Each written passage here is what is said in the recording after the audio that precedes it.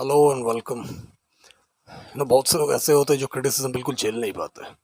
तुम में से भी बहुत से ऐसे होंगे जो क्रिटिसिज्म बिल्कुल बर्दाश्त नहीं है। कोई अगर मुंह पे भी बोले या पीठ पीछे भी बोल दे, वो कान तक पहुंच जाए तुम्हारे, तुम आग बबूला हो जाओगे, चढ़ जाओगे तुम सीधा, एकदम वॉर डिक्लेयर कर दोगे एक तरह से। मैं भी बिल्कुल पहले पहले ऐसा ही था। पीठ पीछे कोई बोलता था मेरे बारे में कुछ, मतलब आनाकानी करते हैं ना लोग, लोगों की तो ये हमेशा से एक आदत रही है। जो महिलाएं होती है जो एकदम 10 या 4-5 अगर एक जगह पे बैठ गया है, पूरी दुनिया का श्राद्ध वहीं पे हो जाएगी। वैसे ही लोग ज्यादातर क्रिटिसाइज करते हैं लोगों की, मतलब एकदम फुल ऑन लग जाते हैं। तो ऐसे ही कभी कभार, मतलब बहुत साल पहले, मतलब उड़ती हुई कोई खबरें मेरे बारे में किसी ने कुछ कह दिया था, मेरे कान तक पहुंच गया, बहुत गुस्सा आ जाता था मुझे। मैंने कभी कभार, बहुत बार ऐसा भी हुआ है, मैं कन्फ्रंट करने चल पहुंच गया था कि ये बातें क्या आपने कही थी मेरे बारे में। उसके बाद तो जाहिर सी बात है, सीधा मुकर ही जाएगा। तो बाद में मैंने सेल्फ रेट्रोस्पेक्ट करा। वो टाइम टू टाइम, एक टाइम के बाद आप अपग्रेडेड हो ही जाते हो। आप में वो समझ आ ही जाती है। जब आप में वो मैच्योरिटी आ जाती है कि आप सेल्फ रेट्रोस्पेक्ट करके समझ जाते हो कि असल में ये जो क्रिटिसाइज करने वाले लोग हैं, ज़्यादातर इनकी लाइफ बहुत खोखली होती है, अंदर से बहुत ही अकेले होते हैं, तन्हा होते हैं। इनको संग देने वाला कोई नहीं होता, ये ज़िंदगी में कुछ खास कर भी नहीं पाते हैं। तो ये एक तरह से वो जो खालीपन है उसको भरने के लिए दूसरों की बुराइयां गिनवाने में, दूसरों की कमियां निकालने में ये मज़ा लेते हैं। एक तरह से तरह से इनको बहुत प्लेजर मिलता है, एक इनर प्लेजर। ये कर क्यों रहे हैं वैसे? क्योंकि इसको प्लेजर ढूंढना है। एक तो खा पी के कोई काम नहीं, जैसे कि मैंने अभी कहा कि अधेड़ उम्र की ये जो औरतें होती है, ये ज़्यादातर ये सब गपशप करते हैं, ये सब लोगों की खिंचाई करते रहते हैं। लेकिन ये खिंचाई करते क्यों हैं? खिंचाई इसीलिए करते हैं क्योंकि इनका टाइम तो एक तो पास नहीं होता है। कुछ तो करना है, माइंड ऐसे ही काम करता है। माइंड को कुछ चाहिए, कुछ करने के लिए कहीं ना कहीं कुछ जुड़ाव चाहिए, एक कहीं ना कहीं बिजी होना चाहिए, कोई काम चाहिए, कुछ करना है। तो कुछ काम नहीं मिल रहा है, पति कमा के ला रहा है, घर बैठे खाने को मिल रहा है, तो लोगों की बुराई करना शुरू कर दो। और कोई ना मिले तो अपनी पति की ही ये बाल की खाल निकालने लग जाते हैं।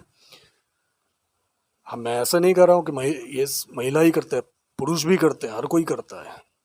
एक इंसान का एक स्वभाव है ये क्रिटिसाइज करना। लेकिन क्रिटिसाइज से ज़्यादा घबराने की कोई ज़रूरत नहीं है। एक तरह से एक प्रोसेस है।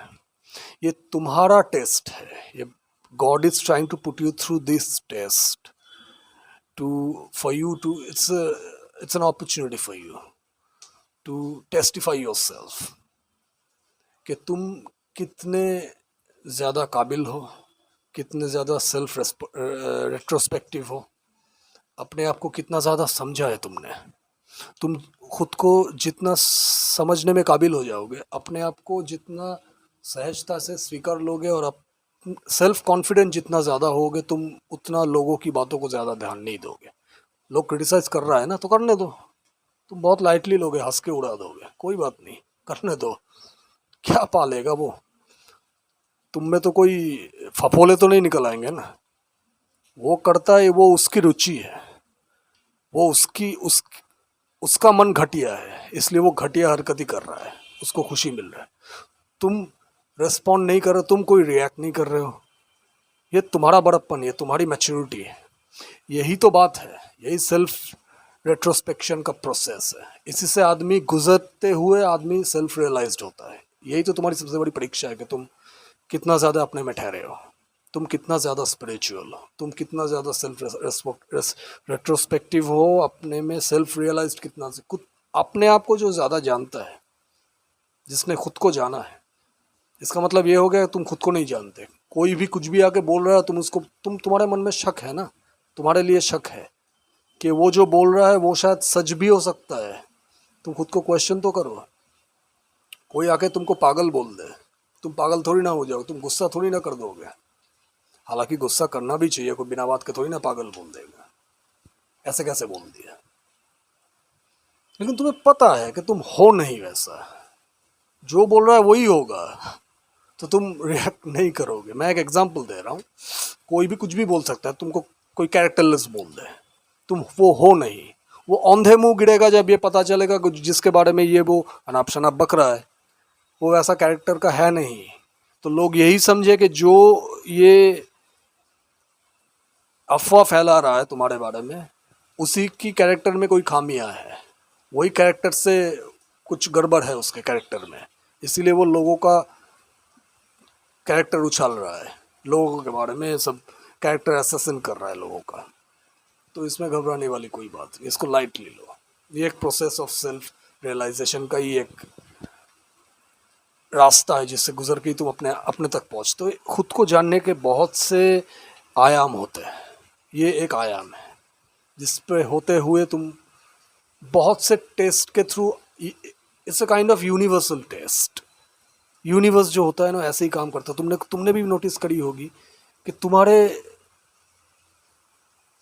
वक्त बेवक्त पे तुम्हारे सामने ऐसी ऐसी सिचुएशंस आ जाती है जिस पे कि ऐसे लग रहा है कि तुमको बहुत पोक करा जा रहा है, तुमको बहुत ही ज़्यादा उत्तेजित किया जा रहा है कि तुम रिएक्ट कर दो। ऐसे मौके पे तुम संभल जाते हो, तुम सिचुएशन की गहराई को समझ जाते हो और अपने आप को पुल बैक कर लेते हो, अपने आप को संभाल लेते हो। लेकिन बहुत से टाइम ऐसा होता है कि तुम अपने आपा खोड़ देते हो, अपना आपा खोड़ देते हो, अपने से बाहर निकल जाते हो, तो भी बहुत ज़्यादा रिएक्ट कर देते हो। ये भी कोई बुराई वाली बात नहीं है, इसको भी सहजता से ही लेना है, ये मन का ही काम है, मन ऐसे रिएक्ट करता है। तुम जितना ज़्यादा अपने आप में ठहरते चले जाओगे तुम धीरे धीरे शांत होते चले जाओगे। ऐसी कोई लेकिन इसका मतलब ये भी नहीं कि तुम कोई बिना बात के आके कोई तुम्हें झापड़ मार के चला जाए, कोई रपटा लगा दे तुमको और तुम उसको अच्छे से, नहीं कोई बात नहीं, मैं तो स्पिरिचुअल हूँ, मैं मान लेता हूँ, आप एक काम करो और दो चार मार दो मुझे, ये पागलपन होगा। तुम रिएक्ट करोगे, वहाँ पे रिएक्ट करना चाहिए, ज़रूरी भी है। तुम पागल हो थोड़ी, तुम वहाँ पे रिएक्ट नहीं करोगे, वहाँ पे रिएक्ट करना चाहिए तुमको। तुम होश से काम लोगे, तुम जो भी करोगे होश पूर्वक करोगे, तुम बेहोश होकर कुछ भी नहीं करोगे। और तुमको ये पता होगा कि तुम नहीं कर रहे हो। सबसे बड़ी बात यह है कि तुम कुछ करते नहीं हो, तुम नहीं कर रहे हो, ये हो रहा है, प्रोसेस के थ्रू हो रहा है, नेचुरल स्पिरिचुअल एवरीथिंग इज।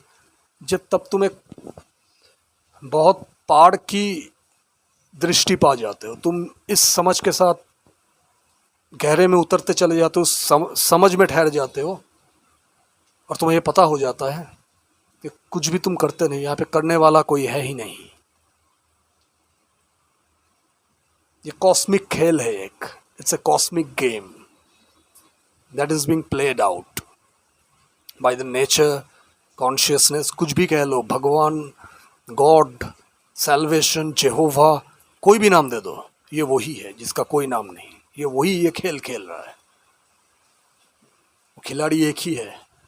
तो तुम अपने में कुछ नहीं लेते हो, बहुत सहज रूप से ज़िंदगी बिता देते हो, तुम बहुत आराम से, बहुत कामली, जो भी होता है तुम बहुत ही विनम्रता से एक्सेप्ट कर लेते हो।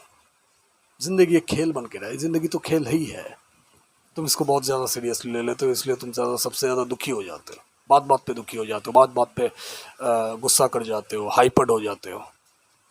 बहुत लाइटली लेना है, अपने आप को समझो, जितना ज़्यादा समझते चले जाओगे, गहराते चले जाओगे अपने आप में, उतना ही ज़्यादा तुम पाओगे तुम्हारी जो भीतर की जो पानी है वो स्थिर होता चला जा रहा है, वो ठहरता चला जा रहा है।